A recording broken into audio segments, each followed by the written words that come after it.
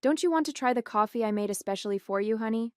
My husband James asked with an odd smile that didn't quite reach his eyes. I was sitting at my sister-in-law Nina's elegant dining table in her Nashville home, where we gathered for our monthly family brunch. The coffee cup in front of me had a strange, almost metallic smell that made my stomach turn.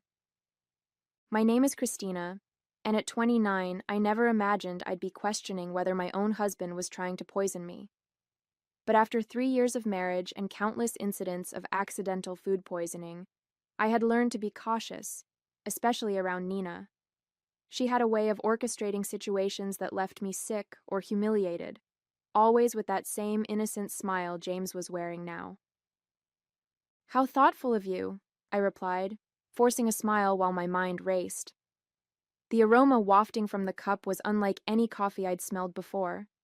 It reminded me of the time last month when I'd ended up in urgent care after drinking tea at Nina's house. The doctors couldn't explain my symptoms, and Nina had insisted she'd made the tea exactly the same way she made her own. Nina watched me intently from across the table, absently stirring her own untouched coffee. "James has become quite the barista lately," she said with a smirk. "He's been practicing different brewing methods just for you." The way she emphasized "for you" sent chills down my spine. I had noticed James spending more time at Nina's house lately, claiming they were planning a surprise for our upcoming anniversary. But something felt off. The whispered conversations that stopped when I entered the room, the strange texts I'd glimpsed on his phone, and now this coffee with its peculiar scent. I lifted the cup, pretending to take a sip while studying their expressions. James and Nina exchanged a quick glance that confirmed my suspicions. Making a show of checking my phone, I stood up abruptly. "Oh, would you look at that? I need to make a quick call for work. Nina, would you mind if I use your study?" As I walked past Nina's place setting, I deliberately stumbled, quickly switching our coffee cups in the confusion of steadying myself. "I'm so sorry," I exclaimed, straightening up. "I'm such a klutz sometimes." Nina waved off my apology with a tight smile. "Just try not to break anything in the study." I nodded and hurried away, my heart pounding. Through the study's doorway, I could still see them at the table. Now I just had to wait and watch. From the study doorway, I watched Nina lift the coffee cup to her lips, and my stomach clenched with anxiety. Part of me wanted to stop her, to warn her, but I needed to know the truth.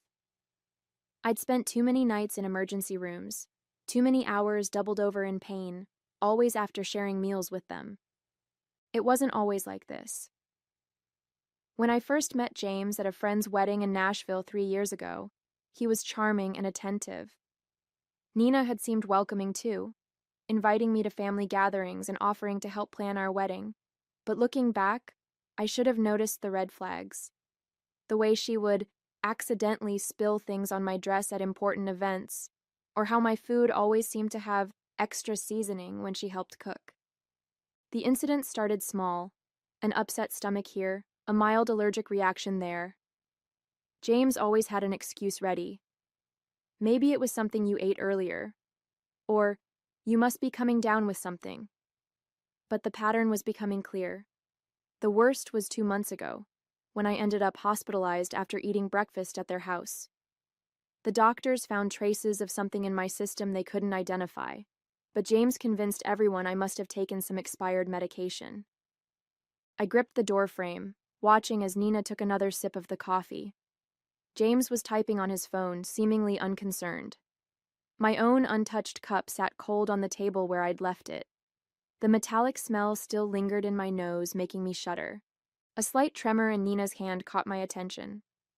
She set down the cup, her face suddenly pale. "James," she said, her voice shaking, "something's wrong." James looked up, his expression changing from confusion to horror as he realized which cup she was drinking from. He jumped up, knocking over his chair. "Nina, what's happening?" Nina's hands were trembling violently now. I feel..." She tried to stand but stumbled, grabbing the edge of the table for support. "James, what did you put in that coffee?" I stepped out of the study, my phone already recording. James was beside Nina now, his face ashen. "That wasn't supposed to be your cup," he whispered, but in the silence of the dining room, his words carried clearly. Nina's eyes widened with realization and fear. "Call an ambulance," she gasped, sliding to the floor. "Please, I can't." I dialed 911 immediately, my hands steady despite the chaos unfolding before me. Nina was on the floor now, her body racked with violent tremors. James knelt beside her, panic written across his face as he realized their plan had backfired spectacularly. "Emergency services? Yes, we need an ambulance at 1542 Maple Grove Drive," I said clearly, keeping my phone recording with my other hand. "My sister-in-law appears to be having a severe reaction to something in her coffee. She's conscious, but experiencing tremors." As I spoke to the dispatcher, Nina's eyes locked onto mine. The usual cold calculation in her gaze was replaced by raw fear. "Christina," she gasped, "you switched. You knew?" "Ma'am, the ambulance is on its way," the dispatcher assured me. "Please stay on the line." James was growing more frantic by the second. "Nina, what's happening? That wasn't supposed to... it wasn't meant for..."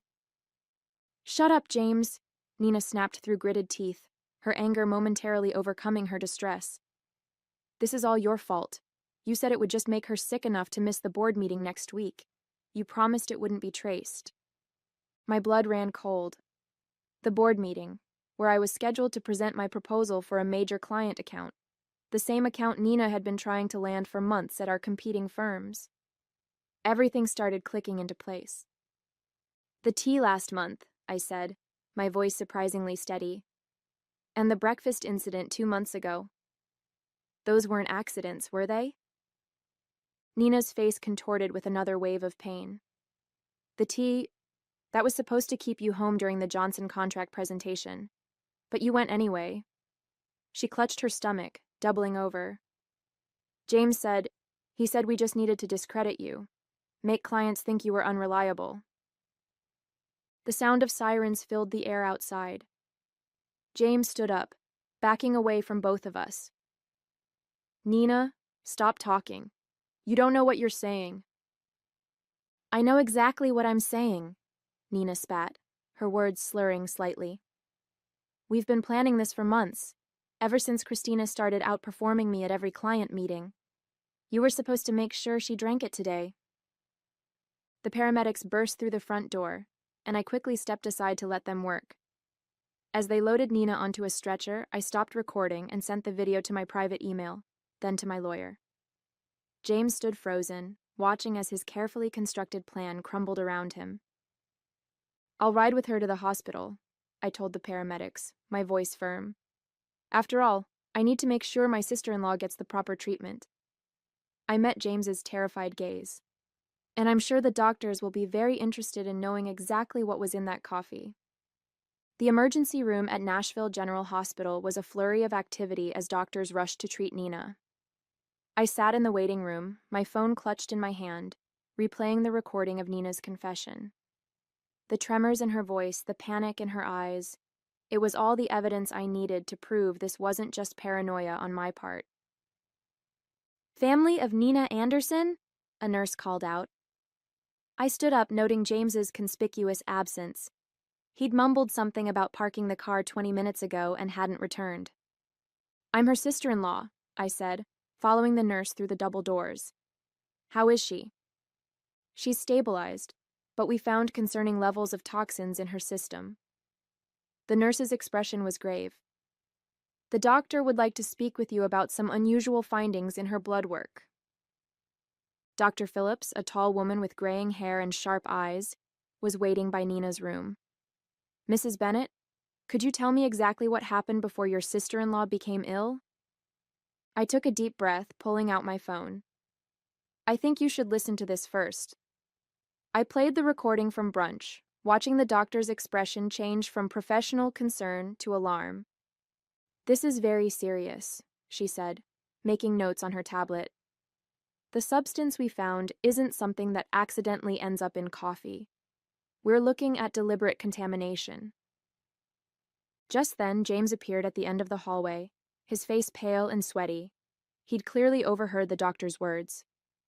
"Christina," he started, taking a step toward me. "Let me explain." "Stay back," Dr. Phillips warned, pressing the nurse's call button. "Security to room 412, please." James raised his hands in surrender. "This is all a misunderstanding." Nina was confused. She didn't know what she was saying.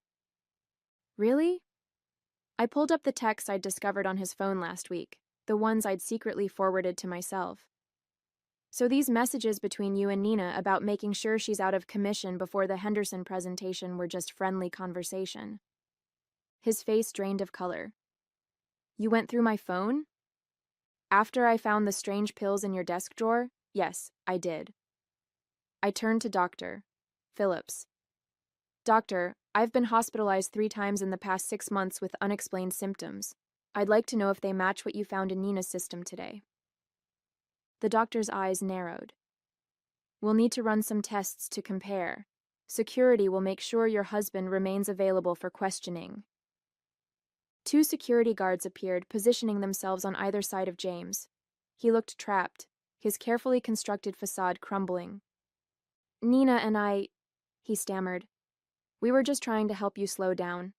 You were working too hard, taking all the big clients. Nina said if we could just make you take some time off." "By poisoning me?" My voice was steady, even as my hands shook with rage. "How long have you been doing this? Was it you who tampered with my food at the Christmas party, too?" James's silence was all the answer I needed. Behind him, I could see Nina's room, where she lay connected to various monitors. Her earlier bravado was gone, replaced by the fear of someone who knew their schemes had finally caught up with them. "Detective Mendoza is on her way," Dr. Phillips said quietly. "She'll want to take statements from everyone involved." I nodded, feeling a strange sense of calm. The truth was finally coming out, and there was no going back. Detective Mendoza arrived within the hour, her presence commanding attention in the sterile hospital corridor. She was a seasoned investigator who specialized in domestic abuse cases, and she listened intently as I played the recording from brunch and showed her the text messages. "Mrs. Bennett," she said, reviewing her notes, "you mentioned previous hospitalizations. Can you tell me more about those incidents?" I pulled out my phone again, opening a document I'd been quietly maintaining for months. "The first time was in February after a dinner at Nina's house. I had severe stomach pains and dizziness. The second was in April, the tea incident, and then in June after breakfast with them." My voice remained steady as I continued. "Each time, the symptoms were similar but just different enough that the doctors couldn't pinpoint a cause." The detective's eyes narrowed as she looked at my detailed log of dates, symptoms, and circumstances. "And you've been keeping records?" "Ever since I noticed the pattern."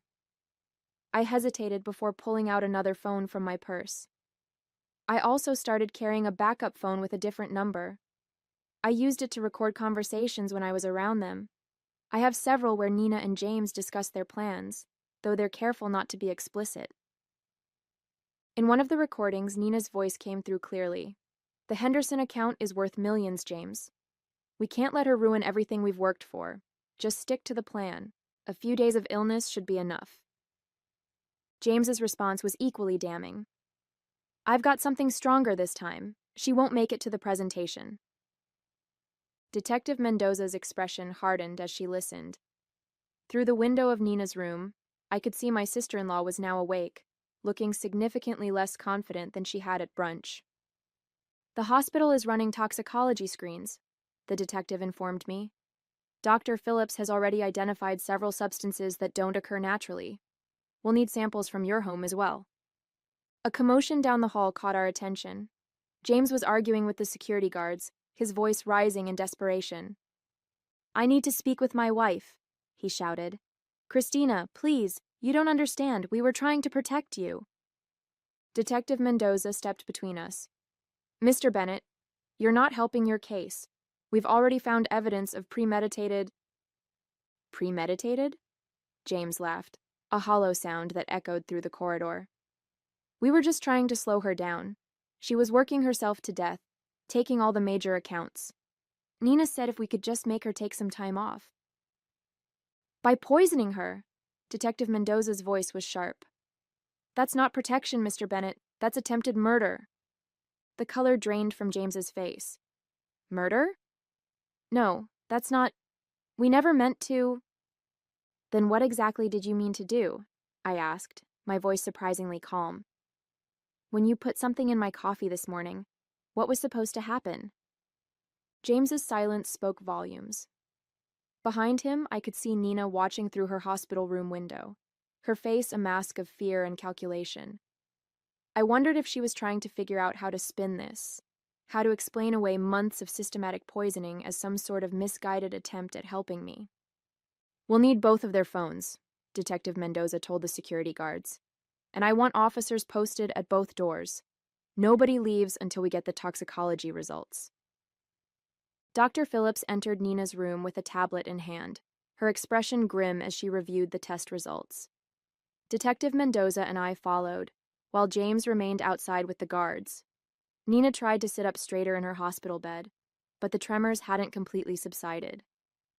The toxicology report shows elevated levels of several substances, Dr. Phillips announced, her voice clinical. Most concerning is the presence of a particular compound that's typically used in pharmaceutical testing. It's not something the general public should have access to. Nina's face paled. That's impossible. James said it was just something to cause mild symptoms. Mild symptoms? Detective Mendoza interrupted, taking out her notebook.